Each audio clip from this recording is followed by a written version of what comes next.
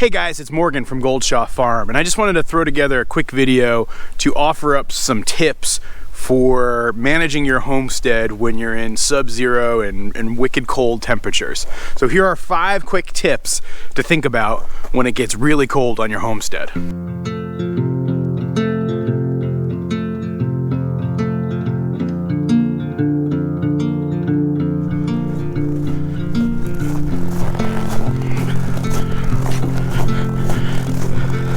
Here at our farm up in northern Vermont, we regularly have temperatures that can be sub-zero for days or even weeks at a time, and they can happen anytime between the months of December and April, really. So I figured it'd be helpful for all of you who are currently grappling with polar vortexes and other brutal cold streaks to throw together this video.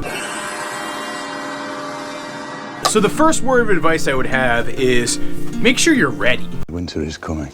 Winter is coming. Winter is coming. You're crying because you're cold? And I know that if you're grappling and you're right in the middle of dealing with sub-zero temperatures, that's not going to be all that helpful. It's really important to make sure that you do all the prep that you need to do to ensure that your homestead is ready for winter. That means get up all the stuff off the ground because you could be stuck with snow for several days. That means disconnect hoses, make sure things aren't left out. You know, just because it was 45 degrees one day doesn't mean it can't be 10 degrees the next day. And if you had that garden hose connected to your house, that could freeze and burst, and that could create an even bigger problem.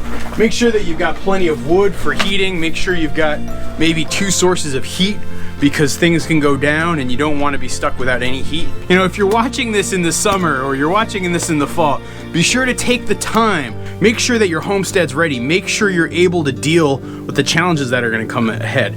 The winter is the hardest time to be grappling with, and you don't want to be stuck unprepared. But even if you are in the middle of winter, make sure you're plowing, make sure you're shoveling, because if you let this snow build up, it can make it even harder on your homestead. And so be prepared, be vigilant, whether it's on the longer term in the fall or in the shorter term when you're doing certain things like plowing and keeping snow areas clear so that you can access certain parts of your homestead. Make sure you're ready and do the work necessary to be sure that you're ready. What killed the dinosaurs?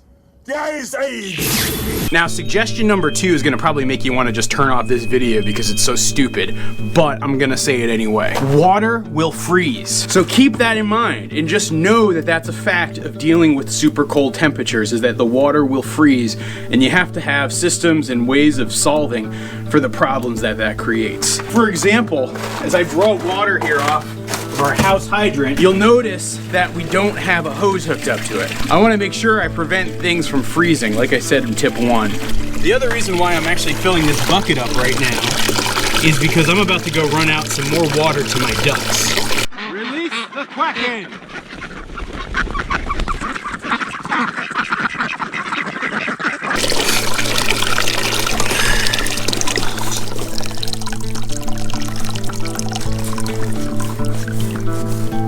We have 17 ducks on our farm, and I'm constantly giving them water. I will usually give them water 3-4 times a day when the weather starts to get sub-zero. It's important because ducks are animals that really need fresh water for both their hygiene, as well as for their drinking, as well as for their eating process. And if they don't have that fresh water, that can create health problems. That puts a necessity on getting this water out to them. So dealing with the fact that that water freezes means it's more work. Because it's negative 8 degrees out right now, I've been keeping our ducks inside. I know our ducks are going to appreciate this water.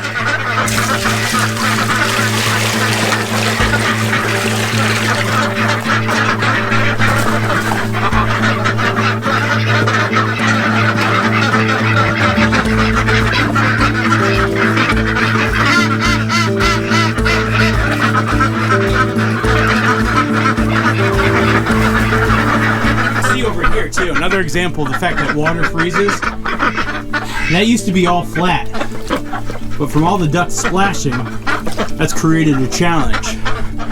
On your homestead, think about what might freeze or where there might be water that splashes, and make sure you have a game plan for dealing with it. I have part of a plan. What percentage of a plan do you have? So tip number 3 is if you have animals, overfeed them. You know, this is really important. When the weather's cold outside and your animals are outside, they need food. That food gets converted into energy. That energy is used to keep them warm. If you're limiting them or giving them some sort of restricted feeding schedule, while you might be saving some money, you could actually really be impacting negatively the health of your animals. So for us here, because we keep our ducks outside in a place with no electricity and no heat, and in fact there's even a lot of open air so that we have good ventilation, one of the biggest things that I've done is made sure that I overfeed these guys this winter. It costs me a little bit more money, but I think that they really appreciate it. Isn't that right? Generally speaking, I'm making sure that the barn cats have plenty of food too.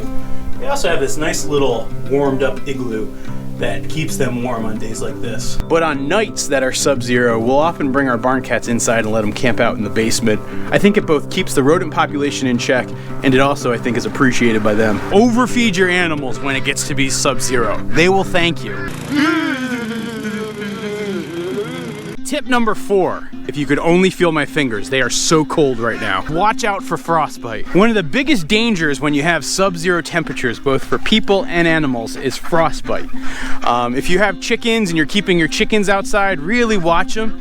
You know, chickens are very susceptible to frostbite because they have skin like combs that is loose and disconnected from the main part of their body. Those are the types of body parts that freeze quickest.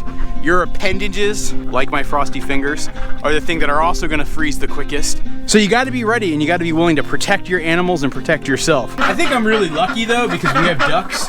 Ducks are basically just wearing their own down coats and that keeps them pretty safe from frostbite. But if you have sheep, goats, or cattle, make sure you're watching for those udders. If you have chickens, watch out for their combs.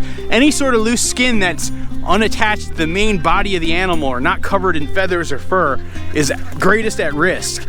And if they get that frostbite, that can be painful and it can also lead to other health problems. And so you really want to make sure you're taking care of preventing frostbite. That's probably one of the biggest animal risks that you're going to have if your temperatures are dropping to -20 or -30 or -40 degrees.